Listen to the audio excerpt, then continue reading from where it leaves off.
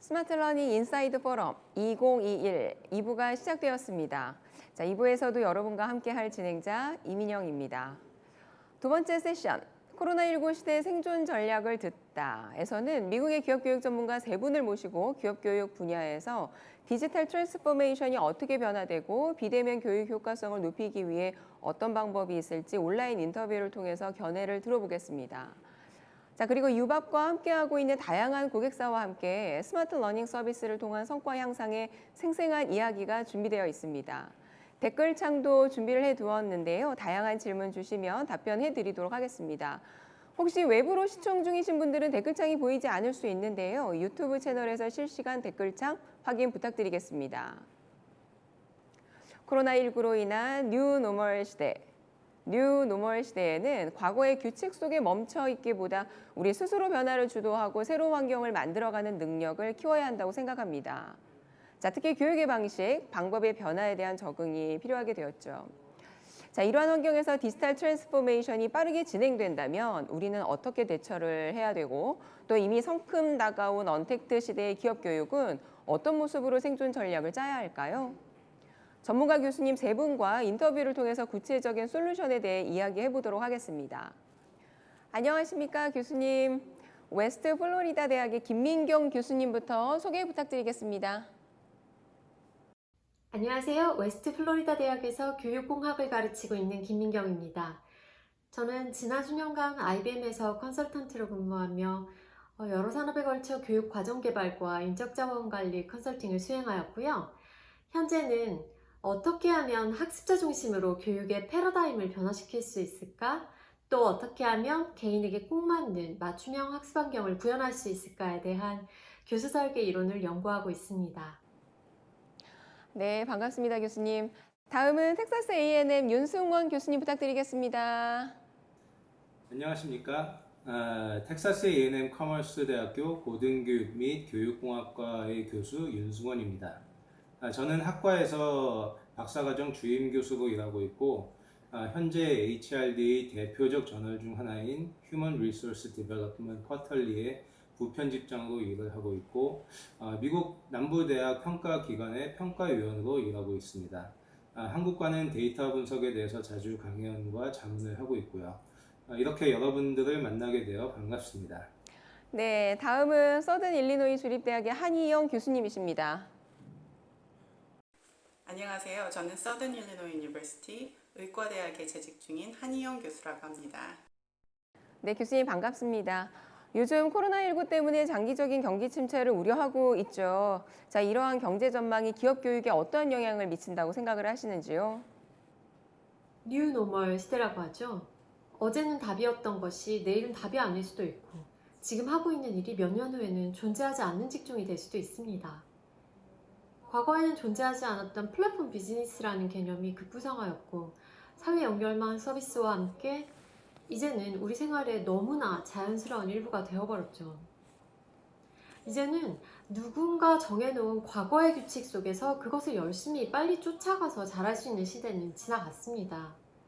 이제는 스스로가 지식의 생산자가 되어 변화를 주도하는 새로운 규칙을 만들어가는 능력이 필요합니다. 기업 교육의 역할도 당연히 변화되어야겠죠. 어떤 내용을 어떻게 잘 설계해서 학습 효과를 높일 것인가에 대한 고민만으로는 변화하는 사회의 니즈를 충족시키기는 어렵다고 봅니다. 필요한 지식의 내용은 계속 변화할 거니까요. 앞으로의 기업 교육은 학습과 지식 창출의 플랫폼을 제공하는 방향으로 바뀌어 가야 한다고 봅니다. 네, 교수님 맞습니다. 앞으로의 기업 교육 형태가 다양해질 것 같은데요. 자, 그렇다면 코로나19로 인한 기업 교육 분야에서 디지털 트랜스포메이션이 더욱 빠르게 진행할 것으로 생각을 하시나요? 미래 예측은 너무 많은 변수들이 있어서 어렵지만 저는 중요한 변화가 피부로 느껴질 때 어떤 중요한 지표들이 변할 때 최고의 준비는 업의 본질을 다시 정리하고 움직이는 것이라고 생각합니다. 디지털 트랜스포메이션에 대해서 볼게요. 이건 코로나 이전부터 2000년대 이후 특히 최근 5년 정도 기업과 조직에게 가장 큰 영향을 미친 변화가 분명합니다. 앞으로도 더욱 가속화되거나 이어질 거고요.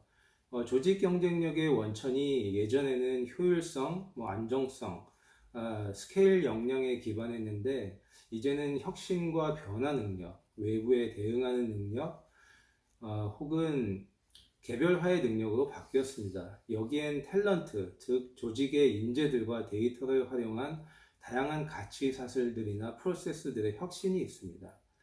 제조와 생산에서 시작해서 마케팅, 고객 관리로 이어진 이런 변화는 이제 교육과 인사 분야에서도 일어나고 있고 또 점점 확산될 것 같습니다. 네. 그럼 이러한 변화가 지속적으로 이루어진다면 코로나19 이후 기업 교육은 어떤 모습일까요? 코로나로 일과 학습이 모두 온라인으로 간다. 디지털 트랜스포메이션이다 라고 생각할 수 있는데요. 이것보다 먼저 고려해야 할 부분은 전체적인 HRD 환경 패러다임 변화입니다. 이제 기업은 불확실성에 대비한 리스크 매니지먼트와 생존의 방법을 다양화하는 방향으로 갈 것입니다. 또한 사람들은 이미 재택근무의 확산으로 장소에 구애받지 않고 일을 할 수 있는 문화를 놈으로 받아들이기 시작했습니다. 이런 상황의 변화는 고용관계의 근본적인 변화를 초래할 것으로 생각되는데요. 즉, solid employment에서 liquid employment로 갈 것을 고려해야 할 것입니다. 예를 들면 이제는 직원들이 한 기업에서만 일하는 것이 아니라 여러 기업에 동시적으로 기술과 프로젝트에 기반한 고용의 관계를 가질 것이고, 회사에서도 리스크 매니지먼트를 고려하여 프로젝트에 기반하고 전문성에 기반한 컨팅전트 워커들의 고용을 필요로 할 것입니다. 네, 자, 이번엔 기업 교육 담당자의 역할 측면이 아니라 기업 교육 전체 프레임 측면도 궁금증이 생기는데요. 앞으로 변화 방향은 어떻게 생각을 하시는지요? 또 특히 기업 교육의 전달 방법은 어떻게 변화될지 궁금합니다.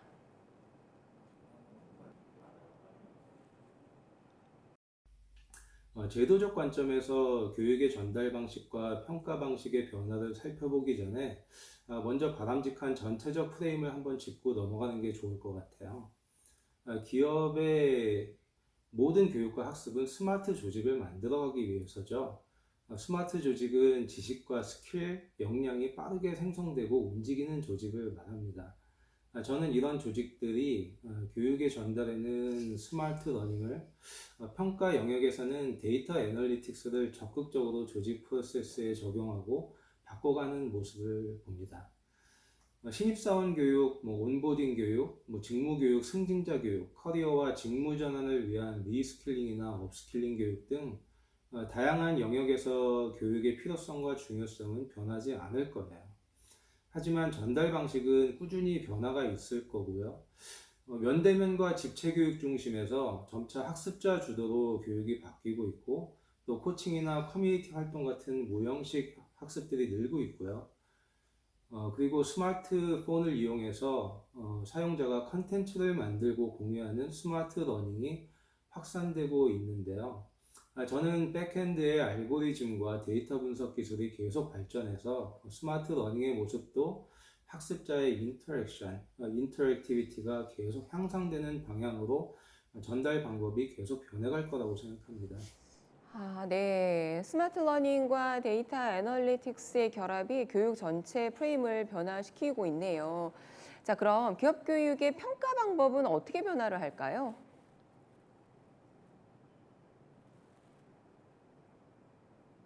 퍼포먼스 평가도 업무의 성취와 배움의 과정을 유기적으로 연결하는 퍼포먼스 이밸루에이션, 즉 업무 수행에 대한 스페시픽하고 컨스트럭티브한 피드백을 통해서 학습자가 부족한 부분을 깨닫고 이를 바로 업무에 적용할 수 있는 프로세스로 평가 시스템이 인식되어야 할 것입니다. 앞서 말한 것처럼 기업은 불확실한 사업 환경에서 성과 위주의 기업 활동을 강조할 것입니다. 이에 기업 교육의 평가 방식도 교육 프로그램의 만족도 등과 같은 낮은 단계의 평가 방식에서 벗어나 기업의 사업 성과와 직결되는 교육 프로그램의 평가를 요구할 것입니다. 이러한 교육의 아웃컴 어세스먼트는 단기간에 평가할 수 없는 실제적 한계가 있기 때문에 HRD 분야에서 생각보다 많이 이루어지고 있지 않았습니다. 그러나 제가 생각하기에는 앞서 말씀드린 기업 활동에 유기적으로 융합된 HRD 프랙티스와 이를 피드백 루프로 연결하는 포머티브 이밸루에이션으로 변화한다면 기업에서 요구되는 기업 교육 평가 방식으로 제대로 자리 잡을 수 있을 것이라고 생각합니다.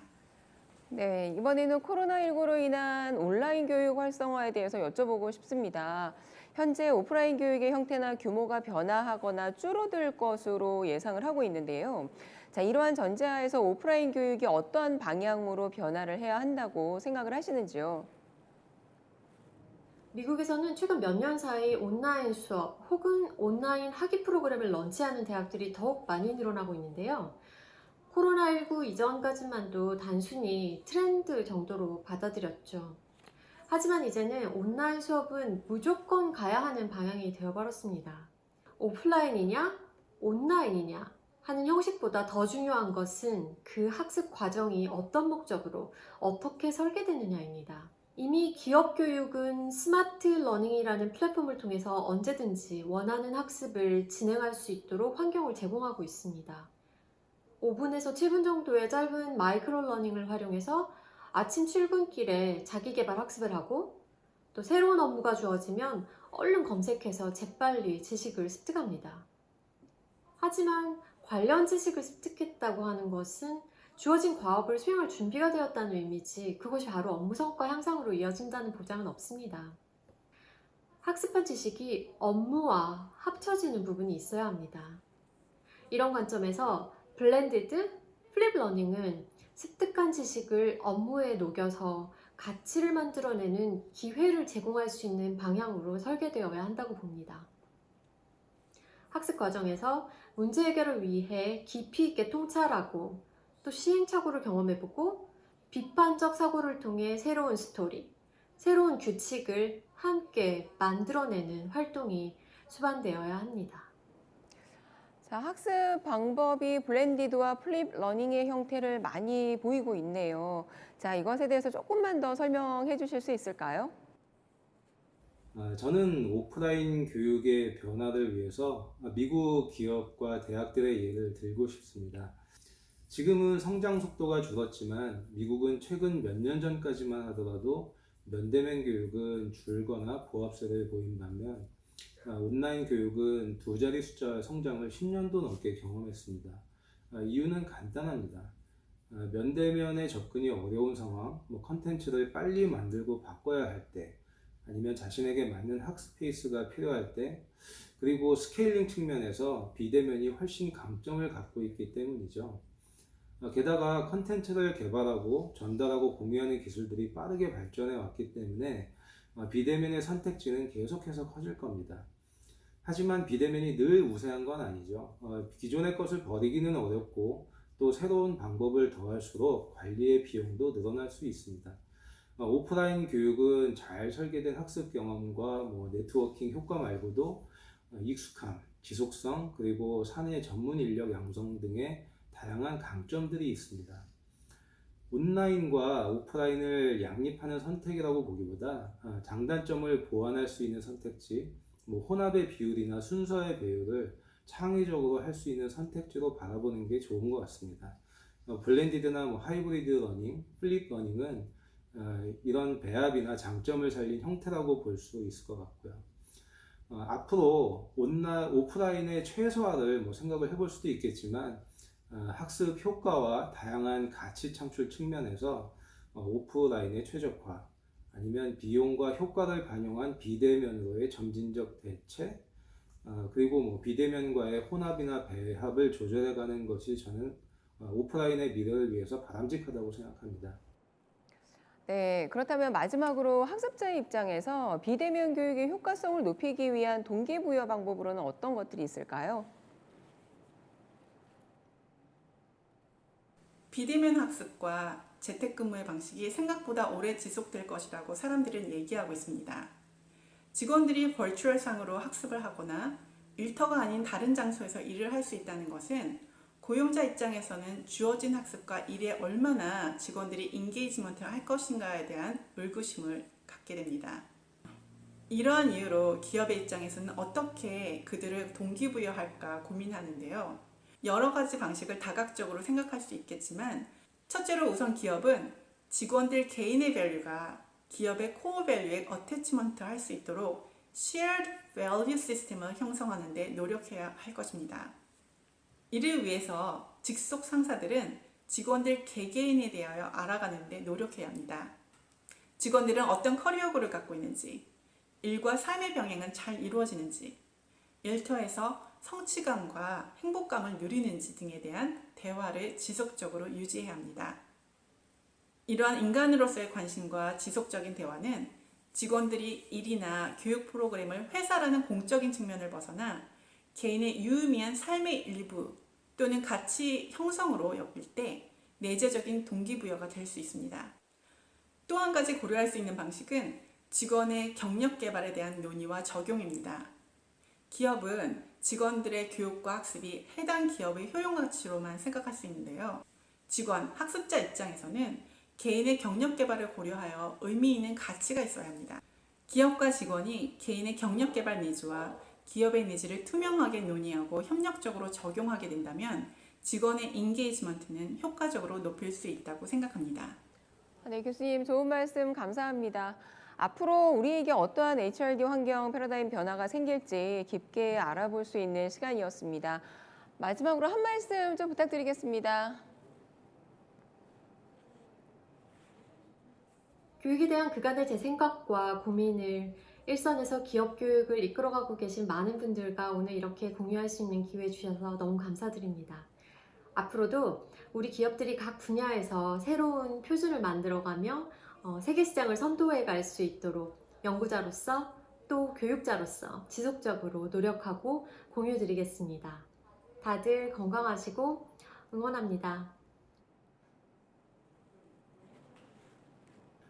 오늘 디지털 시대와 기업 교육의 미래에 대해서 함께 생각을 나눌 수 있는 자리에 초대해 주셔서 감사합니다. 교육과 학습의 좋은 변화들을 통해서 조직과 사람들에게 너무나 귀한 일을 담당하시는 여러분들을 응원하고 감사의 마음을 전합니다. 감사합니다. 네, 바쁜 시간 내주셔서 정말 감사합니다.